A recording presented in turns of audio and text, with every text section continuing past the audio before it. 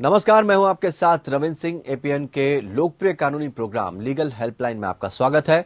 इसमें हमारे कानूनी विशेषज्ञ रोजमर्रा की जिंदगी की समस्याओं से जुड़े कानूनी मसलों पर आपकी शंकाओं का समाधान करते हैं। आप भी इस प्रोग्राम से जुड़ सकते हैं और फोन करके कानूनी राय ले सकते हैं। आज हम आपको महिलाओं की प्रॉपर्टी के अधिकार के बारे में जानकारी देंगे। संपत्ति को लेकर महिलाओं को क्या अधिकार मिले हुए हैं, उनके बारे में हर महिला बहू बेटी को पता होना चाहिए। महिलाओं को संपत्ति से जुड़े कई अधिकार प्राप्त हैं। सुप्रीम कोर्ट ने कहा है कि हिंदू विधवा के मायके वालों को अजनबी नहीं कहा जा सकता है और उसकी संपत्ति उन्हें दी जा सकती है। पिछले साल एक और अहम फैसले में अदालत ने कहा था कि पिता की संपत्ति पर बेटी का भी उतना ही हक है जितना कि बेटे का।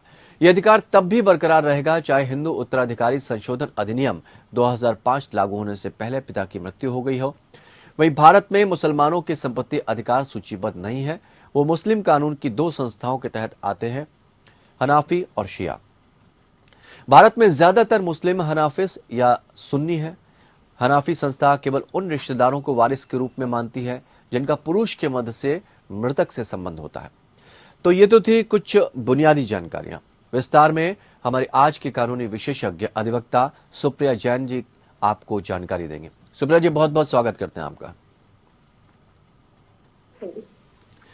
तो सुप्रिया जी, सभी को Ravindra ji, thank you for giving me this opportunity to be on your channel. आज हम बात करते हैं महिला का राइट। जी ma'am, you are most welcome. अभी जस्ट हम आपसे सवाल पूछते हैं, अपने दर्शकों को कुछ और हम जानकारियां देना चाहेंगे। सुप्रिया जी से आपको अगर कोई महिलाओं से संबंधित अधिकार के बारे में कानूनी जानकारी चाहिए तो आप सवाल जवाब कर सकते हैं। अगर आपका महिलाओं के प्रति प्रॉपर्टी के अधिकार से जुड़ा कोई सवाल है तो आप फोन करके राय ले सकते हैं। और हमारे फोन नंबर जो है आपकी टेलीविजन स्क्रीन पर दिए गए हैं, 0120612793 0120612793। नंबर एक बार फिर से नोट कर लें, 0120612793 0120612793। नंबर आपके टेलीविजन स्क्रीन पर फ्लैश हो रहे हैं। और सुप्रिया जी से सवाल और जवाब के सिलसिले को आगे बढ़ाते हैं।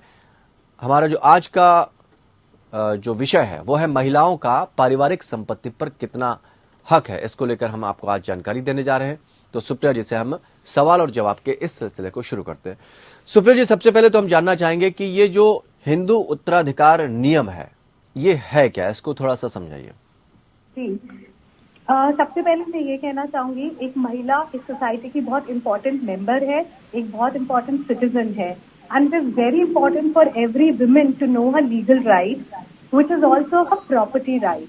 जी, एक महिला के क्या प्रॉपर्टी राइट्स है, उसका अधिकार है उन्हें जानना। जी, तो हिंदू लॉ के अनुसार प्रॉपर्टी राइट्स जो डील करते हैं वो हिंदू सक्सेशन एक्ट 1956 के अनुसार डील होते हैं। हिंदू सक्सेशन एक्ट 1956 ये कहलाता है कि प्रॉपर्टी दो तरह की होती है। एक प्रॉपर्टी होती है एंसेस्ट्रल प्रॉपर्टी, हमारे पूर्वजनों की प्रॉपर्टी, और दूसरी प्रॉपर्टी जो होती है उसको बोलते हैं सेल्फ एक्वायर्ड प्रॉपर्टी।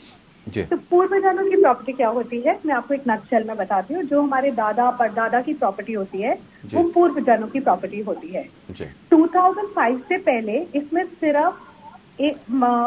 सिर्फ मेल लोगों का अधिकार था कि सिर्फ लड़कों को ये मिलेगी। ऐसा क्यों था? क्योंकि इंडिया में एक मेंटालिटी है कि औरतों को, लड़कियों को नहीं मिलना चाहिए था प्रॉपर्टी, क्योंकि उनकी शादी हो जाती है और वो एक मैट्रिमोनियल हाउस में सेटल हो जाती हैं। तो जब वो एक मैट्रिमोनियल हाउस में सेटल हो जाती है तो उनका उनके माँ बाप के घर से कोई अधिकार नहीं होता। पर ये बिल्कुल गलत था।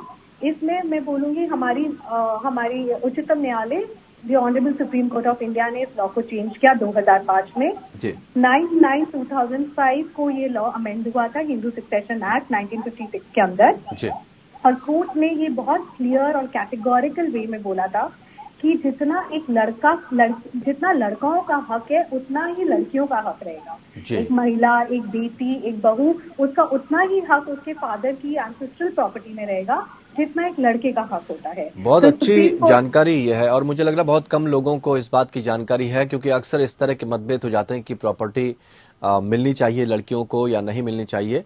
तो सुप्रिया जी से हम आगे बढ़े उससे पहले हम अपने दर्शकों को एक बार सवाल फिर से बता देना चाहते हैं कि महिलाओं का जो पारिवारिक संपत्ति पर कितना हक है, इसको लेकर आज हमने विषय रखा है। उससे संबंधित कानूनी जानकारियां जो आप तक हमें पहुंचानी है, हमारी कोशिश रहेगी कि जब हम सवाल जवाब के इस सिलसिले को हमने शुरू किया उसमें सारी जानकारियां आप तक पहुंच सके। अगर आपको लगता है कि कोई सवाल आपके जहन में आ रहा है या आप किसी परेशानी में हैं और आपको नहीं समझ में आ रहा है कि इसके लिए जो कानून बनाया गया वो क्या है, कहाँ जा सकते हैं, किस तरह से अपने अधिकार को प्राप्त कर सकते हैं, तो मुझे लग रहा है इस मंच के जरिए जो दर्शक इस प्रोग्राम को देख रहे हैं उन तक सारी जानकारियां पहुंच जाएंगी। और हम कह रहे हैं कि आप दिए गए टेलीफोन नंबर्स पर अगर सुप्रिया जी से कोई सवाल पूछना चाहते हैं तो फटाफट इन टेलीफोन नंबर्स को आप नोट कर लीजिए और तुरंत हमें फोन लगाइए। आप तक उचित जानकारी पहुंचेगी। आपका जो भी सवाल आपके जहन में उठ रहा है आप उन सवालों को पूछ सकते हैं। तो सुप्रिया जी हमारे साथ लगातार जुड़ी हैं। सुप्रिया जी, बेटों के अधिकार की तो बात आती है, लेकिन कितना अधिकार है? जब हम अगर बात करें अधिकारों की तो क्या अधिकार हैं उनके, ये जानना चाहेंगे। जी, अगर किसी के 2 बेटे हैं और 2 बेटियां हैं तो चारों में 1/3 राइट मिलेगा। ये एंसेस्ट्रल प्रॉपर्टी में होता है। एक प्रॉपर्टी होती है सेल्फ एक्वायर्ड, जिसकी जनरली लोगों को जानकारी नहीं है। अब सेल्फ एक्वायर्ड प्रॉपर्टी क्या होती है? सेल्फ एक्वायर्ड प्रॉपर्टी होती है जो आपके फादर ने, आपके पिताजी ने अपने खुद के पैसों से खरीदी हुई प्रॉपर्टी हो, जिस प्रॉपर्टी में उनका अपना 100% मनी हो और उनका उसमें एब्सोल्यूट राइट रहता है। वो चाहे तो अपने बच्चों को दे, चाहे वो बेटा हो या बेटी हो, और वो चाहे तो वो ना बेटे को दे ना बेटी को, वो किसी फ्रेंड को, थर्ड पार्टी को, किसी को भी दे सकते हैं, क्योंकि उसमें उनका 100% एब्सोल्यूट राइट है। इसको बोलते हैं सेल्फ एक्वायर्ड प्रॉपर्टी। इस सेल्फ एक्वायर्ड प्रॉपर्टी, अच्छा आप सपोजिंग कर लीजिए अगर पिताजी की डेथ हो गई हो तो क्या ये सेल्फ एक्वायर्ड प्रॉपर्टी बेटा या बेटी को मिल सकती है? इसके लिए भी सुप्रीम कोर्ट ने पुन्नास्वामी का जजमेंट है जिससे बहुत क्लियर किया था कि एक बेटा और बेटी दोनों को प्रॉपर्टी मिल सकती है अगर फादर कोई विल ना छोड़ के गए हो। अगर कोई विल नहीं है तो दोनों को उसमें भी इक्वल हिस्सा मिलेगा। एंड एक महिला को right from a birth, she has equal right like a brother. जी। तो supreme court is very clear on this. And जहां तक एक बहू की बात आती है, सपोजिंग ये भी हिंदुस्तान में लोगों को पता नहीं है, जब एक लड़की की शादी हो जाती है, वो दूसरे घर चली जाती है, तो जो उसके इन-लॉज की प्रॉपर्टी होती है और अगर उसके हस्बैंड की भूले ना बच के डेथ हो गई हो तो उस पे एक महिला का कोई अधिकार नहीं हो सकता, बट वो उसका पूरा शेयर होता है उस घर में। That is called share house hold. Supreme court ने इस डेफिनेशन को क्वाइट इलैबोरेट वे में एक दो जजमेंट्स में बहुत अच्छे से समझाया हुआ है कि उसका अधिकार है उस घर में रहना और उसको उस घर से कोई निकाल नहीं सकता है। जी। और अगर माँ की संपत्ति है तो उस पर बेटी का अधिकार बनेगा या नहीं बनेगा? जी, माँ की संपत्ति में भी बेटी का उतना ही अधिकार है जितना उसके फादर की संपत्ति पे उसका है। सपोजिंग माँ की डेथ हो जाती है और माँ भी कोई विल नहीं छोड़ती है तो माँ के जो बच्चे हैं वो एकदम अक्वायर नहीं कर, वो उन्हें दोनों बेटा बेटी में डिवाइड होंगे। सपोजिंग माँ के कोई बच्चे नहीं है तो अगर वो प्रॉपर्टी मदर को हस्बैंड से मिली है तो हस्बैंड के ब्रदर को मिलेगी या ब्रदर के बच्चों को मिलेगी। एंड अगर वो प्रॉपर्टी माँ को इन-लॉज की साइड से मिली है और कोई बच्चे नहीं है तो वो इन-लॉज को ही प्रॉपर्टी वापस मिलेगी। बेसिकली वो वापस उसी ओनर को चली जाती है अगर बच्चे नहीं होते, जिस ओनर से उसको वो प्रॉपर्टी मिली है। हस्बैंड की साइड से मिली है तो हस्बैंड के लोगों को जाती है, अगर हस्बैंड की साइड से नहीं मिलती, इन-लॉज की साइड से मिलती है तो इन-लॉज के लोगों को जाती है। पर वो कंडीशन तब आती है जब उनके कोई बच्चे ना हो। पर अगर बच्चे होते तो इक्वल राइट है। हमारा कॉन्स्टिट्यूशन आर्टिकल 14 के अनुसार चलता है और आर्टिकल 14 यही बोलता है कि equality in the eyes of law, both son and daughter are equal today. Supreme court ने बिल्कुल क्लियर कर दिया है सर कि दोनों का इक्वल हिस्सा है। और एक चीज और बहुत अच्छी थी कि 2005 में जब हिंदू सक्सेशन एक्ट में अमेंडमेंट आया था तो यही नहीं कि 2005 के बाद ये राइट मिला है लड़कियों को। 2005 से पहले भी रेट्रोस्पेक्टिव लॉ चलेगा और उससे पहले भी जो केसेस पेंडिंग है उसमें भी महिलाओं को, लड़कियों को उतना ही अधिकार है, उतना ही राइट है जो 2005 में मिला। सुप्रिया जी, चल और अचल संपत्ति के बारे में बहुत सुना जाता है, इसके बारे में भी थोड़ा सा बताइए और इस संपत्ति में बेटी के अधिकार को कैसे बयां करेंगे? कौन सी संपत्ति, एक बार आप प्लीज इंग्लिश में बोलेंगे? चल और अचल संपत्ति जो कही जाती है। Ancestral and self acquired. या ओके, तो जैसे मैंने अभी बताया, एंसेस्ट्रल प्रॉपर्टी पूर्वजों की प्रॉपर्टी होती है जिसमें अब 2005 के हिंदू सक्सेशन एक्ट 1956 के अनुसार सुप्रीम कोर्ट ने 9/9/2005 को अमेंडमेंट किया था ये लॉ और बोला था जितना एक लड़के को हक है उतना ही लड़कियों को हक है। तो जो भी एंसेस्ट्रल प्रॉपर्टी है फादर की, वो यही नहीं कि सिर्फ उनके बेटे को, ग्रैंडसन को और ग्रेट ग्रैंडसन को मिलेगी, और वो डॉटर को डॉटर को, ग्रैंड डॉटर को एंड ग्रेट ग्रैंड डॉटर को भी उतनी ही लागू होगी. It will be divided into equal, it will be divided equally between son and daughter. And इस पे एक दो जजमेंट है सुप्रीम कोर्ट की, जिससे सुप्रीम कोर्ट ने बहुत क्लियर कर दी थी position. With respect to self acquired property, मैंने अभी आपको ये बताया, self acquired property is a absolute 100% property of the person who has acquired it himself, जो अपने आप लेते हैं. सपोजिंग किसी के फादर है जिन्होंने प्रॉपर्टी खरीदी है अपने खुद के पैसों से, तो वो उनकी अपनी प्रॉपर्टी है और उस प्रॉपर्टी पे किसी का अधिकार नहीं हो सकता, ना बेटे का, ना बेटी का, ना वाइफ का, अनलेस वो विल में लिख के जाए.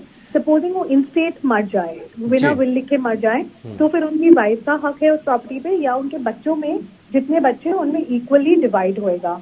एंड अगर आपने मुझसे सवाल पूछा कि अगर एक महिला के पास प्रॉपर्टी है, सेल्फ एक्वायर्ड प्रॉपर्टी, तो अगर महिला के बच्चे हैं तो बच्चों में इक्वली डिवाइड होगी वो प्रॉपर्टी. और अगर बच्चे नहीं है, अगर वो प्रॉपर्टी उन्होंने अपने हस्बैंड की साइड से किसी से ली है, तो वापस ओरिजिनल ओनर को जाती है, जो हस्बैंड की साइड को पर्सनल बचे हैं, जो मेंबर्स बचे हैं. और अगर वो इन लॉज की साइड से उनको मिलती है, तो इन लॉज की साइड से जो को पर्सनल है, मेंबर्स है, उन्हें वो प्रॉपर्टी मिलती है.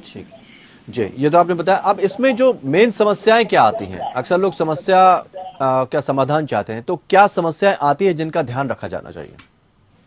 बेसिकली मेरा ये एक ओपिनियन है कि हर पुरुष को, हर महिला को, जब वो 60 साल अटेन कर लेते हैं, सीनियर सिटीजन की कैटेगरी में आ जाते हैं, वो अगर उनकी हेल्थ ठीक है या नहीं है, जो भी रीजंस है, एक विल जरूर लिख के जानी चाहिए. उससे उनके बच्चों के बीच में कभी कोई झगड़ा नहीं होएगा.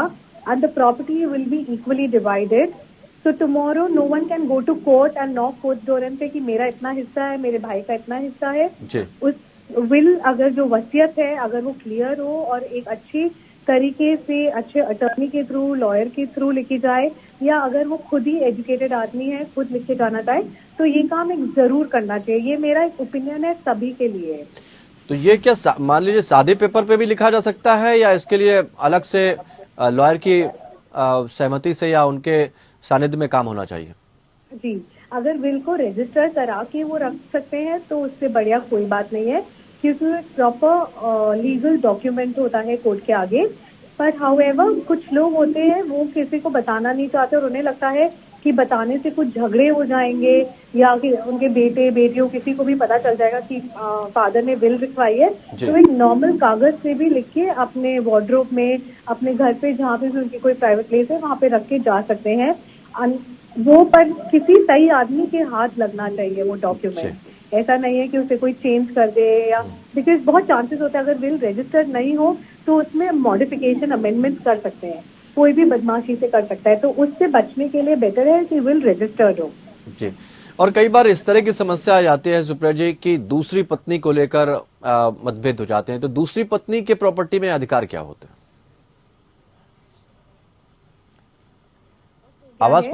आवाज पहुंच रही सुप्रिया जी आप तक? जी, आवाज पहुंच रही है. Am I audible? हाँ. मान लीजिए किसी ने सेकंड मैरिज की हुई है, तो दूसरी पत्नी के क्या अधिकार होते हैं प्रॉपर्टी में? जी बिल्कुल. तो अगर फर्स्ट वाइफ से प्रॉपर लीगल डिवोर्स हुआ है, तो फर्स्ट वाइफ को प्रॉपर्टी और सेकंड वाइफ को प्रॉपर्टी दोनों को एक बराबर हिस्से में बचती है. फर्स्ट वाइफ को मेंटेनेंस जो मिलता है उसके साथ उसका. सुप्रिया जी थोड़ा सा आपको रोक रहे हैं. रश्मि हमारे साथ दिल्ली से एक दर्शक जुड़ी हैं, वो आपसे सवाल पूछना चाहती हैं. जी रश्मि जी, स्वागत करते हैं आपका. आप सवाल पूछ सकते हैं. ये सर मैं ये पूछना चाहती हूँ, हमारे ससुर जी एक्सपायर हो गए हैं जी, और उनकी प्रॉपर्टी हमें नहीं मिल पा रही, ना तो नौकरी ना कुछ, क्योंकि हमारी सास है जी, लेकिन वो हमारे साथ नहीं रहती है, वो किसी और के साथ रहती है. जी. और सर मैं ये चाहती हूँ कि मेरे जो ससुर है उनकी जो नौकरी है मेरे पति को मिलनी चाहिए. ठीक है रश्मि जी, आप जुड़े रहिए. मान लीजिए सुप्रिया जी को आपसे कोई हाँ, सवाल मैंने नाम देख लिया है, दिल्ली से मेरा नाम आ रहा है, तुगलकाबाद गाँव से हूँ मैं. जी, ठीक है रश्मि जी, आप जुड़ी रहिए हमारे साथ.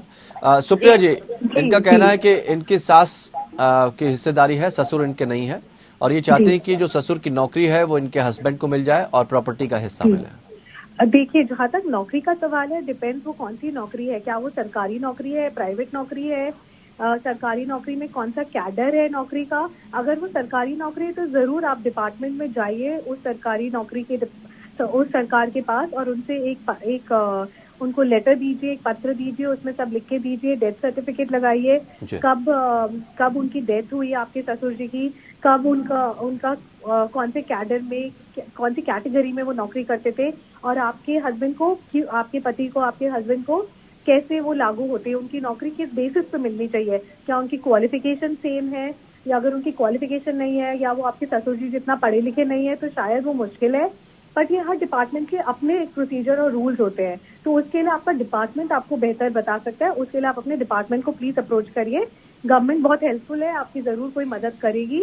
एक दो पत्र जरूर लिखने पड़ेंगे, एक दो चक्कर आपको जरूर डिपार्टमेंट में काटने पड़ेंगे, और आपको आपका अधिकार जरूर मिलेगा। इन केस आपको आपका अधिकार नहीं मिल रहा है तो आपको कानून के अनुसार आप कोर्ट के दरवाजा को खटकाएं, आपको कोर्ट में आपका जवाब जरूर मिलेगा। न्याय जरूर मिलता है। मैं ये जरूर कहूंगी कि देरी से मिलता है आजकल, पर जरूर आपको जब मिलेगा तो जरूर जस्टिस मिलेगा। रश्मि जी, और कोई सवाल आपका? हाँ जी, रश्मि जी से पूछा, और कोई सवाल रश्मि जी आपका? भी नहीं दे रहे। ठीक है। और जहाँ तक प्रॉपर्टी का हक है, ए जी। फादर इन लॉ की, जब तक आपकी मदर इन लॉ जिंदा है ऐसे आपको नहीं मिल सकता है। जी। और कोई भी डॉटर इन लॉ का इन लॉ की प्रॉपर्टी पे हक नहीं है। आपका शेयर होल्डिंग राइट है, आप उसमें जरूर रह सकते हैं, वो आपको धक्का मार के बाहर नहीं निकाल सकते, आपका पूरा हक है। अगर वो आपको निकालने की कोशिश करे तो आप जरूर कचहरी जाइएगा। सुप्रा जी, तमाम आपने जानकारी दी, बहुत बहुत शुक्रिया तमाम जानकारी देने के लिए और हमारा ज्ञानवर्धन करने के लिए। और जो दर्शक हमारे साथ जुड़े उनके सवालों के जवाब जरूर इसमें मिले होंगे। तो फिलहाल इतना ही, नमस्कार।